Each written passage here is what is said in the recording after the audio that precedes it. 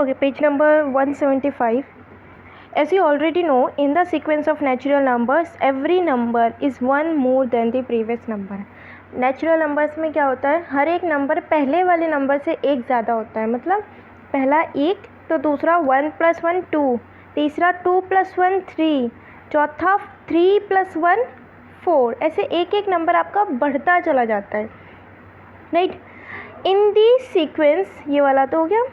In the sequence consisting of all odd numbers. Odd numbers में क्या होता है, दो दो ऐड होते जाते हैं. जैसे फर्स्ट आपका 1 है तो दूसरा 1 में 2 ऐड करो 3, 3 में 2 ऐड करो 5, 5 में 2 ऐड करो 7, 7 में 2 ऐड करेंगे तो 9.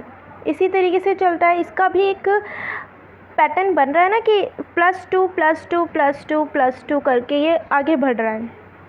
तो अगर आपको इसके आगे का पैटर्न निकालना हो, आगे का नंबर निकालना हो, 10th टर्म निकालनी हो, 17th टर्म निकालनी हो, तो आपको यही चीज़ आगे काम आने वाली है. यहाँ पे डिफरेंस कितने का रहेगा, 2 between 2 consecutive terms. Consecutive means एक साथ जो टर्म्स आ रही है, जैसे 3rd 4th टर्म या 5th और 6th टर्म या 6th और 7th टर्म्स जो एक साथ आ रही है, उन दोनों टर्म्स के नंबर्स के बीच में जो डिफरेंस है ऑड नंबर्स में वो 2 है और नेचुरल नंबर में वो 1 आता है. In the sequence of triangular numbers, triangular numbers में जो डिफरेंस है कॉन्जिक्यूटिव टर्म्स का वो आता है फर्स्ट 6 टर्म्स में.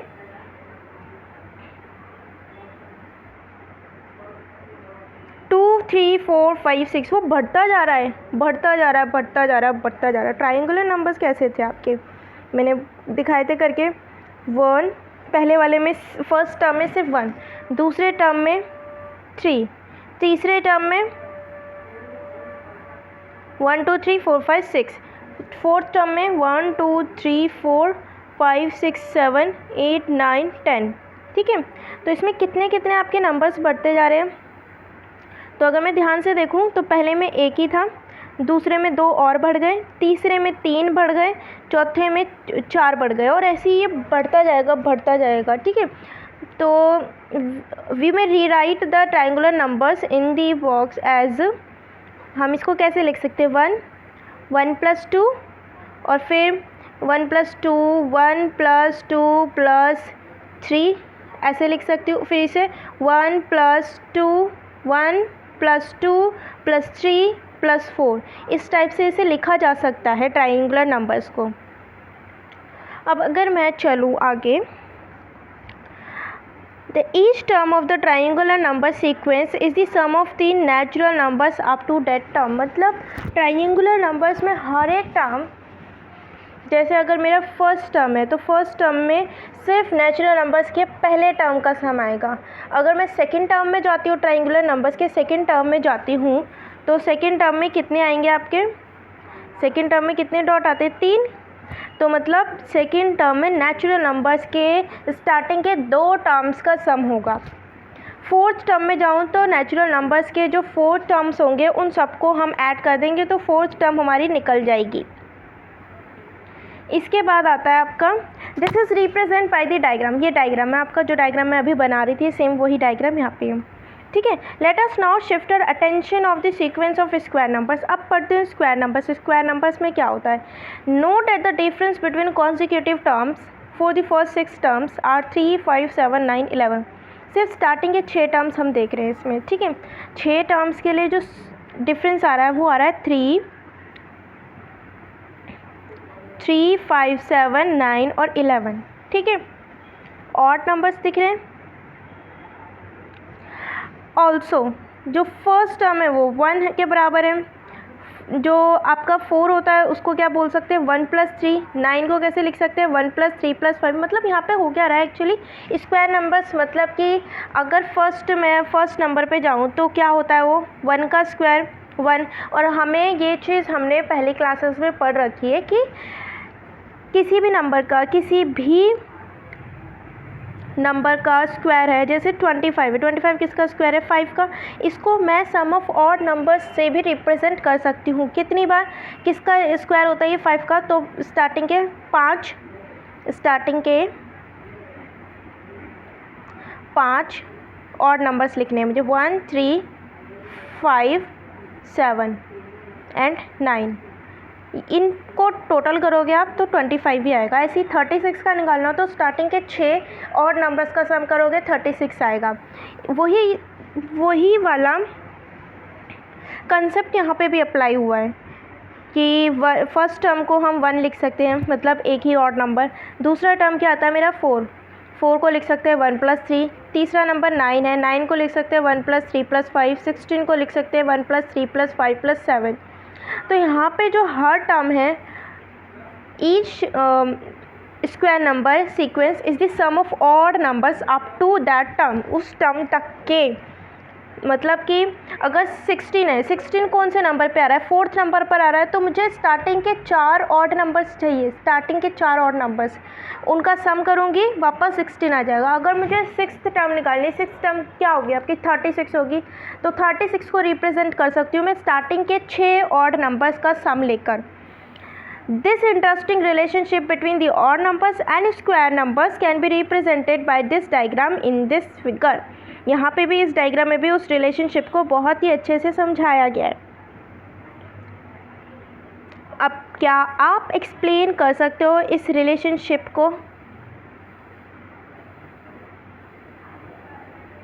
चैप्टर ग्रेड 6 का ही चैप्टर 1 है ये। बुक खोलोगे आपको उनमें पैटर्न्स, फर्स्ट चैप्टर ही आपका पैटर्न का है ग्रेड 6 में। वहाँ आपको ट्रायंगुलर पैटर्न, स्क्वायर पैटर्न और हेक्सागोनल पैटर्न, सारे पैटर्न्स आपको मिल जाएंगे। इसके बाद आती है आपकी एक्सरसाइज क्वेश्चंस। ओके, तो सबसे पहला एग्जांपल है कंसीडर द सीक्वेंस। ये सीक्वेंस दिया है आपको, क्या आप प्रेडिक्ट कर सकते हो इसके नेक्स्ट 4 टर्म्स क्या होंगे? तो इसके टर्म्स हमें प्रेडिक्ट करने के लिए सबसे पहले तो यहाँ पैटर्न देखना होगा, कैसा पैटर्न चल रहा है, क्या डिफरेंस आ रहा है 2 कॉन्जिक्यूटिव टर्म्स के बीच में। तो सबसे पहले 1 और 4, 1 में कितना ऐड हुआ होगा, 3 ऐड हुआ होगा, तब 4 आया। 4 में कितना ऐड हुआ होगा, 3, तो 7 आया। 7 में कितना ऐड करेंगे, 3, तो 10 आएगा। 10 में कितना ऐड करेंगे, 3, तो 13 आएगा। तो 13 में कितना ऐड, 13 में 3 ऐड करके मैं इसका नेक्स्ट टर्म निकाल लूँगी, उसमें 3 ऐड करके उसका नेक्स्ट टर्म 16, 16 और 3 19, 19 और 3 22। ठीक है, इसी तरीके से निकाल सकते हैं हम 2 टर्म्स को, 2 कॉन्सिक्यूटिव टर्म्स को हम माइनस करके चेक कर सकते हैं कि उनका कॉमन डिफरेंस आ कितना रहा है। 4 - 1 करेंगे 3 आ रहा है, तो यहाँ पे 3 3 का पैटर्न चल रहा है। अब आपको देखना पड़ेगा स्टार्टिंग के 6 या 5, स्टार्टिंग के 5 या 6 टर्म्स का डिफरेंस निकाल के चेक करो। हो सकता है वो डिफरेंस बढ़ता जा रहा हो। यहाँ पे 3 आया, इसका भी चेक करो, फिर इन दोनों का चेक करो, फिर इन दोनों का चेक करो, उसके बाद आगे बढ़ो। Can you derive the first 10 terms of the sequence? उसके बाद आपको इसमें 10 टर्म्स निकालने इसी सीक्वेंस के। Obtain by adding all the terms up to given term of this sequence. और कैसे निकालने हैं? तो first term is 1, second term is 1 + 4, third term is 1 + 4 + 7। इसी तरीके से आपको इसके 10 टर्म्स निकालने हैं। तो 10 टर्म्स में क्या होगा, 1 + 4 + 7 + 10 + 13 + इस टाइप से आएगा।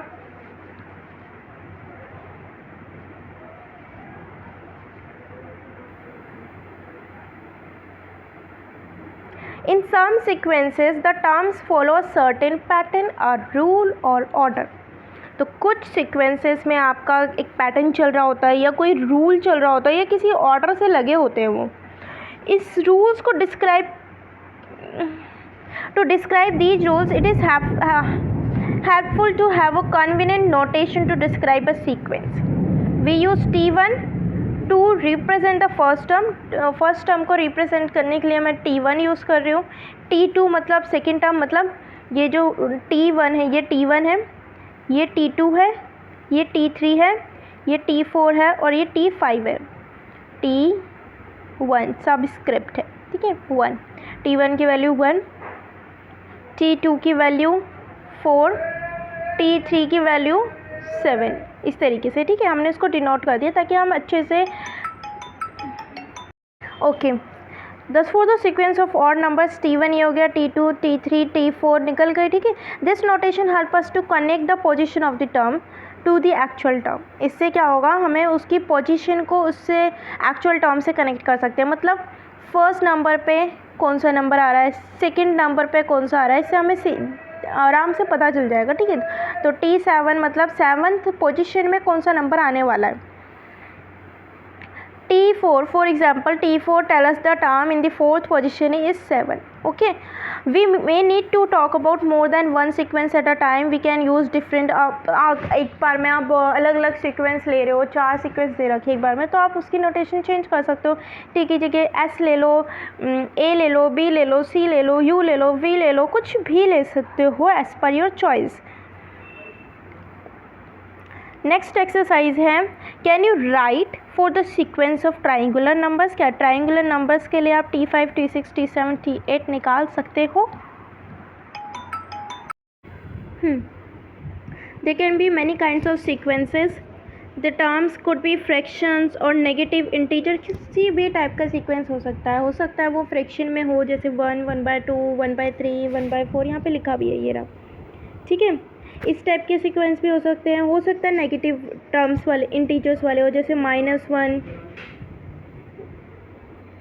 -2, -3, -4, -5, या फिर -10, -9, -7, -6, -5, -4, -3, -2, -1, 0, 1, 2, 3, 4, इस टाइप से चलता जा रहा है। और एक यहाँ पे भी दे रखा है डिक्रीजिंग ऑर्डर वाला, -7, फिर -3, 1, 5, 9 और फिर इंक्रीज होता चला जाएगा।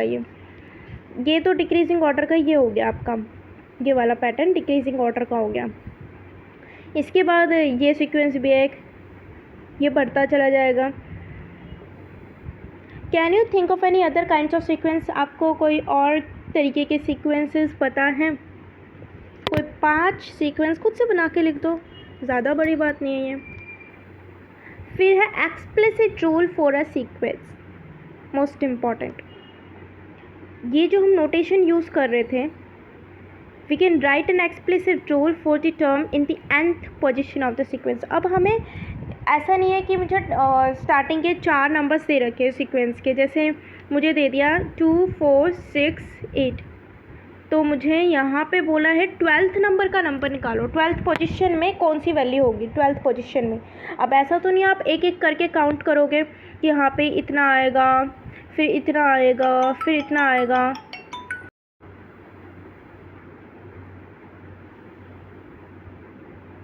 हाँ, ओके, इस टाइप से आपका पैटर्न है। आपको बोल दिया 100th पोजीशन में कौन सी वैल्यू आने वाली है, कौन सा हम निकालते हैं यहाँ पे कि nth पोजीशन कैसे निकालनी है किसी भी सीक्वेंस की।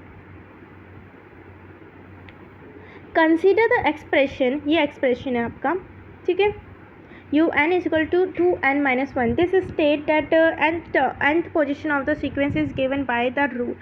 इस रूल के अकॉर्डिंग आप nth पोजीशन निकाल सकते हो। मतलब आपको फर्स्ट पोजीशन निकालनी है तो n की जगह 1 रख दो, 2, 1, -1, मतलब फर्स्ट नंबर 1 है। n की जगह 2 रख दो, 4, -1, 3। n की जगह क्या रखना है, 3 रख दो, 2, 3, 6, 5। n की जगह 10 भी रख सकते हैं, 20 तो 19 आएगा, 10th पोजीशन में 19 नंबर, ठीक है। इस टाइप से आप निकाल सकते हो। तो ये क्या हो गया आपका UN, ये जो फॉर्मूला है ये एक्सप्लिसिट रूल है nth टर्म को निकालने का, किसी भी मतलब जो सीक्वेंस इन्होंने दिया है उसी सीक्वेंस को, ठीक है। Why is it useful to have an explicit formula for the nth term of a sequence. क्यों है ये यूज़फुल, आपको क्यों लगता है यूज़फुल? तो हम इससे कोई सा भी टर्म निकाल सकते हैं। 20th टर्म निकालना है मुझे, 53rd टर्म निकालना है, 300th टर्म निकालना है without calculating, okay, without calculating and without investing my much, without investing a lot of time, okay. तो एकदम से जल्दी से निकल जाएगा 300th टर्म भी। If you have an explicit formula, we can find the value of a term without having to know the value of previous terms. पहले terms की वैल्यूज़ की भी हमें ज़रूरत नहीं है। अगर हमारे पास एक्सप्लिसिट फॉर्मूला है, एक्सप्लिसिट रूल है मेरे पास, तो मुझे ज़रूरत नहीं है कि मैं A, B, C इनकी वैल्यूज़ भी पता करूँ कि स्टार्टिंग में क्या टर्म थे, क्या कॉमन डिफरेंस आ रहा था उनमें। अभी दूसरी exercise, using the explicit rule find the 53rd term. ये आपको निकालना है, n की जगह 53 रख दो, इंटू 2 -1, 2 3 ज़ा 2 5 ज़ा 10, 100 क्या निकालना था 53 2 3 ज़ा 6, 2 5 ज़ा 10 -1 105। ओके,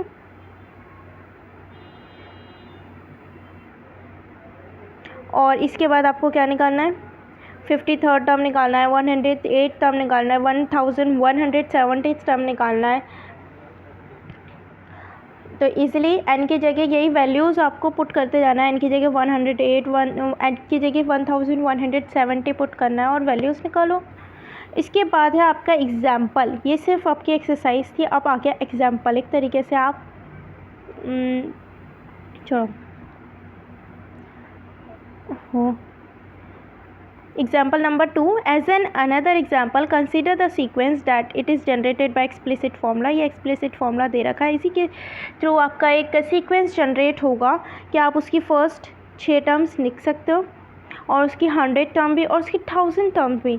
तो फर्स्ट 6 टर्म लिखनी है तो सबसे पहले n की वैल्यू 1 पुट करो, फर्स्ट टर्म आ जाएगी। n की वैल्यू 2 पुट करो, सेकंड टर्म आ जाएगी। n की वैल्यू 3 पुट करो, थर्ड टर्म आ जाएगी। n की वैल्यू 4 पुट करो, फोर्थ टर्म आ जाएगी। ऐसे इजीली निकल जाएगा, ज़्यादा टफ नहीं है। और यहाँ पे एक इम्पॉर्टेंट क्वेश्चन आता है, can you explain why we need n to be a natural number. क्यों हमें n को नेचुरल नंबर ही रखना है। टर्म तो आपकी नेचुरल नंबर ही हो सकती है।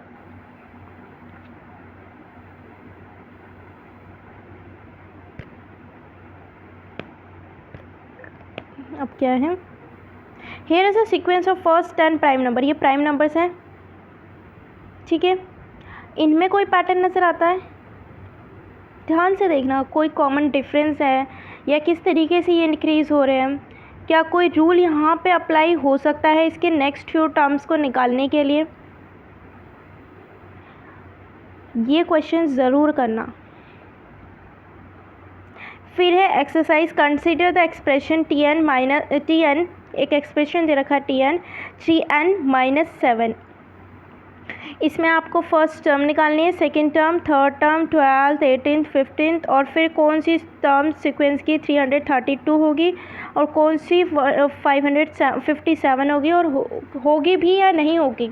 तो फर्स्ट वाला आप खुद कर लेना, सेकंड और थर्ड मैं बता देती हूँ। सेकंड में क्या करना है कि हमें Tn दे रखा है, Tn दे रखा है, n मुझे फाइंड करना है, ठीक है। ये मेरा Tn है, मतलब nth टर्म दे रखी है। nth टर्म में क्या वैल्यू होगी वो दे रखा है, nth निकालना है आपको।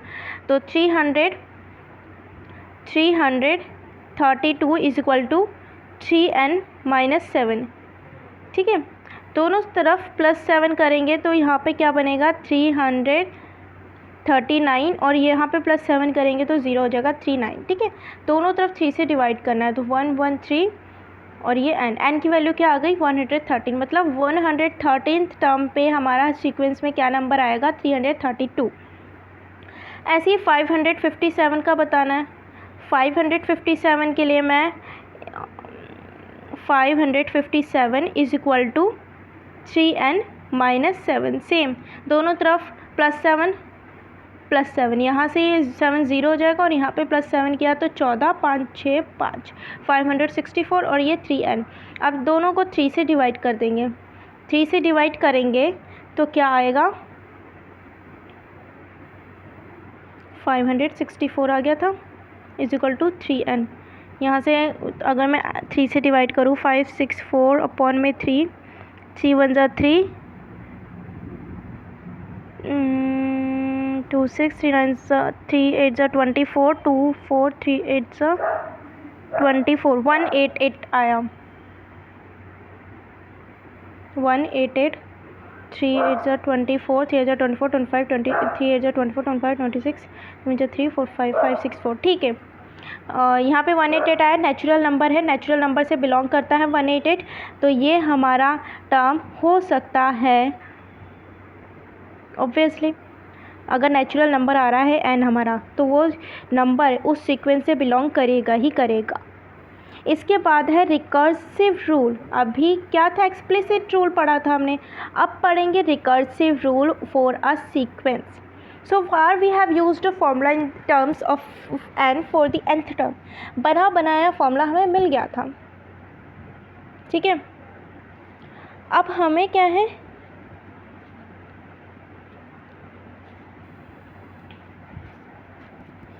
पढ़ते हैं। So far we have used a formula in the terms and as the explicit rule for the sequence, there is another way of writing the rule for the sequence. अब दूसरे तरीका भी है हमारे पास लिखने का इसे, जैसे कि हमारा ये सीक्वेंस है, ठीक है, ये सीक्वेंस है, इसकी nth टर्म इससे डिफाइन करी गई है। अब आप वेरीफाई भी कर सकते हो, 1 पुट करके देखो कि 1 वाले टर्म आती है कि नहीं, 2 पुट कर देखो कि सेकंड टर्म वाली वैल्यू आ रही है कि नहीं, वेरीफाई कर सकते हैं easily. Know that each term is more than 3 more than the previous term. अब यहाँ पे ध्यान से देखना है कि अगर मैं इस पैटर्न को देखूँ तो हर नंबर में 3 ऐड होकर नेक्स्ट नंबर आ जा रहा है, तो इसका मतलब क्या हो गया, यही यहाँ पे भी हुआ है।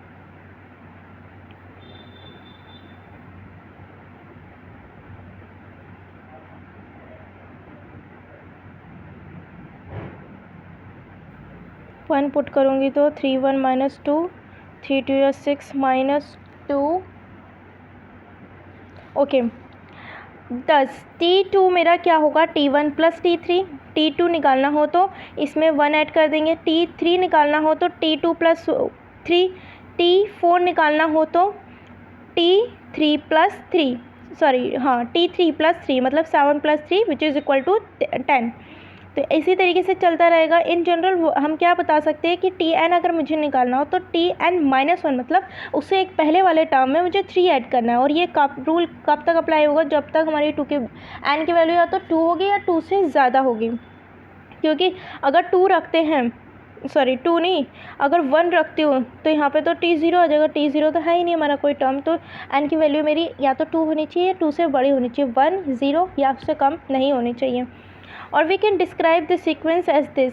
T1 मेरा 1 दे रखा है, तो Tn की वैल्यू क्या होगी। This way of describing a sequence by relating terms to previous term. मतलब अब जो हम कर रहे हैं यहाँ पर, हम अपने सीक्वेंस को, कोई भी नंबर मुझे निकालना है, जो भी टर्म निकालनी है, तो उस टर्म को उससे पहले वाली टर्म से रिलेट करके जो फॉर्मूला बनाया है, जो रूल बनाया है, उसे बोलते हैं रिकर्सिव रूल या फिर recursive formula. If you know earlier terms of the sequence then you can find the next terms using this rule. अब इस फॉर्मूले के लिए आपको पहले की टर्म्स पता होनी चाहिए। एक्सप्लिसिट रूल के लिए ज़रूरत नहीं थी कि आपको पहले की टर्म्स पता हो। इस रूल के लिए ज़रूरी है कि आपको पहले की टर्म्स पता हो, ठीक है।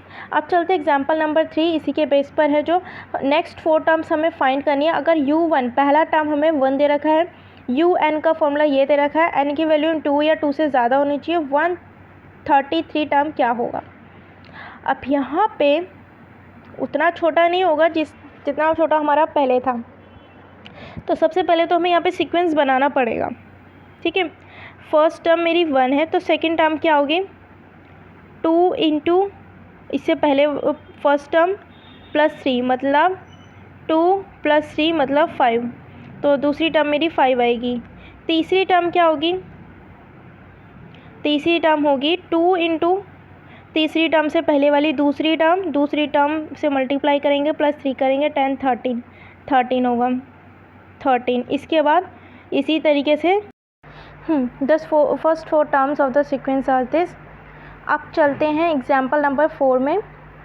Find the first 4 terms of the sequence given by this recursive rule. S1 given है, Sn भी गिवन है, और n हमारा ग्रेटर और इक्वल देन 2 होना चाहिए, ठीक है।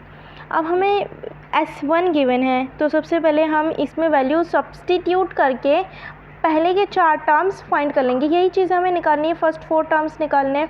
तो S की जगह S1 तो हमें गिवन है, 2 निकालना है, S2 निकालेंगे, S1 माइनस 1, ओके। यही फॉर्मूला है S2 माइनस 1। ये जो n माइनस 1 है, यहाँ से क्या निकलेगा 1, तो यहाँ वही पुट कर दिया, S1 माइनस S1 माइनस 1, ठीक है। तो S1 की वैल्यू क्या गिवन है मुझे, 3 अंदर 3 माइनस 1 2 हो गया, और 2 3 जा 6। ऐसे ही n की जगह 3 पुट करना है, n की जगह 4 सब्सटीट्यूट करना है। तो हमारे 4 टर्म्स निकल के आ जाएंगे। फिर है हमारा विरह का फिबोनाची सीक्वेंस। अब ये पढ़ना है, रिकर्सिव रूल और formula does not only have to involve the previous term, it could involve the previous 2 और मोर टर्म्स। अब आपका जो रिकर्सिव फॉर्मूला है जो अभी ऊपर हमने पढ़ा, उसमें हम स्टार्टिंग की सिर्फ पहली ही टर्म, मतलब जो टर्म मुझे निकालनी है उससे एक पहले वाली टर्म हम इंक्लूड कर रहे थे फॉर्मूले में। बट ऐसा ज़रूरी नहीं है, कई सीक्वेंस ऐसे होते हैं जिसमें हमें स्टार्टिंग के 2 या 2 से ज़्यादा टर्म्स इंक्लूड करनी पड़ती है ताकि हम नेक्स्ट अपना टर्म निकाल पाए। ठीक है, उसका मोस्ट फेमस एग्जांपल ये वाला सीक्वेंस है V1 V2। इसमें क्या होता है कि फर्स्ट टर्म आपका 1 है, ठीक है, दूसरा क्या होगा 2, तीसरा 1 + 2 3, तीसरा 2 + 3 5, फिर 5 + 8, फिर 8 + 5 13, फिर 13 + 8 21, फिर 21 + 3 34, ऐसे चल रहा है। तो स्टार्टिंग में आपको इस वाली टर्म को निकालने के लिए मुझे पहले की 2 टर्म्स की नीड पड़ी, इस टर्म को और इस टर्म को निकालने के लिए इससे पहले की 2 टर्म्स की नीड पड़ी, इस टर्म को निकालने के लिए इससे पहले की 2 टर्म्स की नीड पड़ी, और इस टर्म को निकालने के लिए इससे पहले की 2 टर्म्स की नीड पड़ी। और ये वाली टर्म हम निकाल नहीं सकते हैं अभी, तो ये 2 टर्म्स तो हमें जब फॉर्मूला रिकर्सिव फॉर्मूला दिया जाएगा तो साथ में S1 और S2 ज़रूर दिए जाएंगे। जैसे कि यहाँ पे V1 भी दिया है, V2 भी दिया है, Vn भी दिया है, रिकर्सिव फॉर्मूला भी दिया है जिसमें दोनों टर्म्स इंक्लूड है, उससे पहले वाली और इससे पहले वाली की भी पहले वाली, दोनों दिए। ठीक है, और n क्या होना चाहिए, ग्रेटर देन और इक्वल टू 3, क्योंकि स्टार्टिंग के 2 तो दे दिए, हमें 3 से कैलकुलेट करना है। तो इसके बाद के भी निकालने के लिए क्या करना है, सिंपल हमें वैल्यू सब्सटीट्यूट करते जाना है n की, 3 4 5 6 ऐसे, और फिर हमारा सीक्वेंस निकल के आ जाएगा।